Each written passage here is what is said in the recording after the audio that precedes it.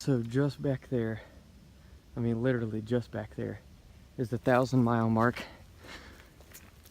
So we're on to mile 1,001. Very excited to get 1,000 miles done. Yesterday, I was ecstatic. I know I didn't show it in the video, but oh my goodness, I am like thrilled to have 1,000 done.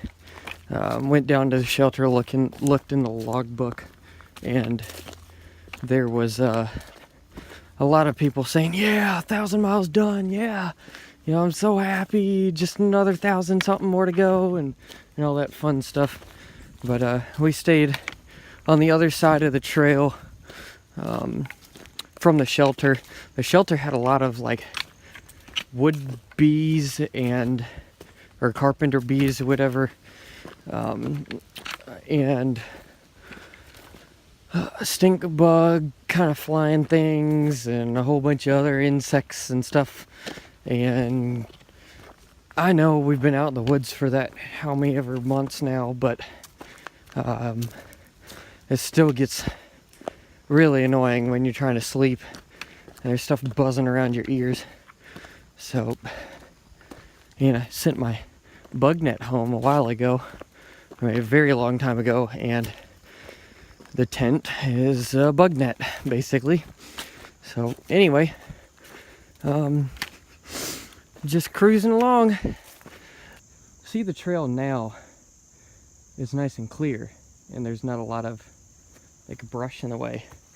Well, yesterday what I should have videoed is you couldn't even see like the brush on the side of the trail. So the path is like that wide, and the grass and brush was so tall that you couldn't see what was on the ground. And you come across a rattlesnake or a copperhead inside that brush, and you're not seeing it, and all you hear is just a rustle of leaves, because rattlesnakes, they don't always give you a warning with their tail. So that's the nerve-wracking part about it. It's like most of the time they're not going to do anything when you first come up on them. We heard a guy yesterday said he walked right up to it almost, put his trekking pole down, and he saw it and freaked out a little bit and jumped backwards, and the snake just kind of like sat there. But most of the time they're not going to do anything. Like, I sat down next to a copperhead and I just looked at it for a second and got up real slow and moved. But the key is to not jump or freak out, because you'll startle them and you don't know what they're going to do. But anyway, it was kind of like the brush yesterday was kind of like that up around the trail. So trying to see that while you're walking is a little bit difficult. But anyway, if I see any snakes, I'll try and video them. Been hiking for a little over 2 hours. I would say the rocks aren't getting any better. Someone told me that the rocks would get better after Duncannon, Pennsylvania, which is quite a bit farther than where we are now. I think probably 37 or 38 miles from here. The rocks are still bad. So are the bugs and the gnats. Haven't seen a rattlesnake yet, which is good. I don't want to see one near me. But anyway, it is hot, and I wish it wasn't hot. I can't wait for the weather to cool down a little bit. But trail condition wise in PA, I'd say a little less than half of Pennsylvania is rocks like this, which after about 100 and something miles gets really old. But water situation, today as well. The water at the William Penn shelters down a side trail past campsites all the way down at the end. It's a pipe spring, which was really flowing nice today, which is awesome. But there's no water for 8 miles until we get down to the river, which I would not drink out of that at all. None of the big rivers near, in valleys or anything, because there's farmlands like crazy all around us right now, and pollution from fertilizers and everything would be really nasty and quite harmful. But anyway, rambling a little bit. I don't know. I don't know what to think of Pennsylvania. I like it because there's not a lot of hills, but I hate it because of all the rocks. My idea of Pennsylvania might change after Duncannon. But right now, it's slow. But I am happy, 1,000 miles over with, which is an incredible number to think about. It just keeps replaying in my head. But anyway, I'll see y'all down the trail.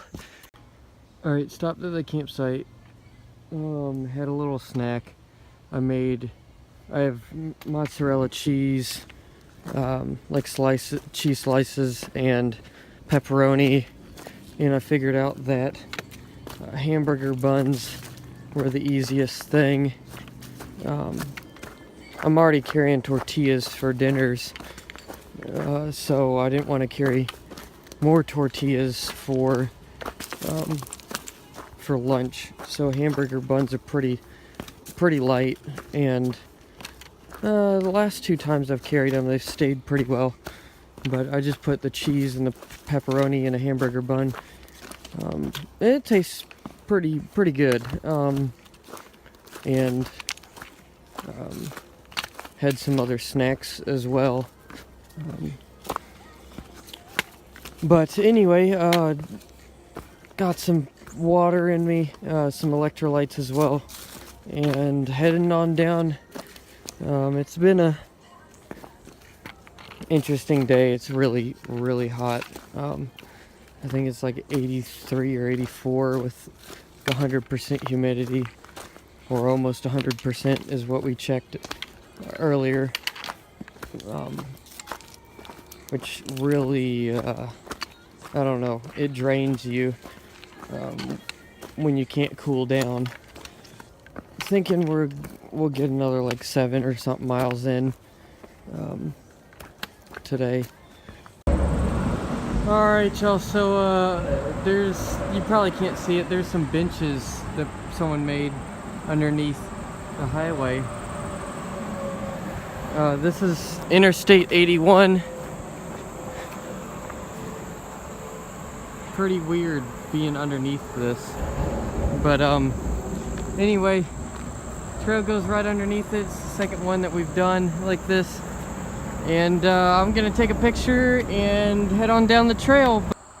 Just crossed a state park, kind of just crossed a road. I can't remember what road it is, and came across a little green area to a bridge with some water popping up and some fish.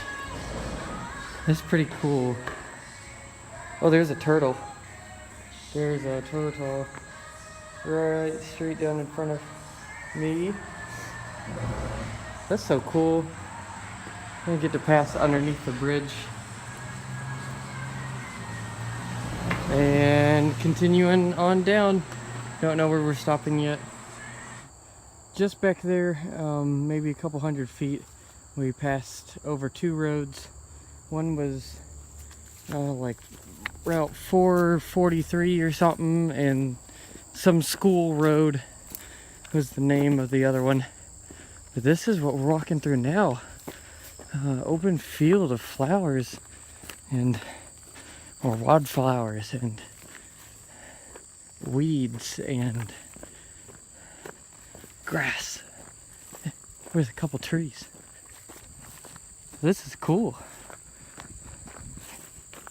Trying to go as far as we can today.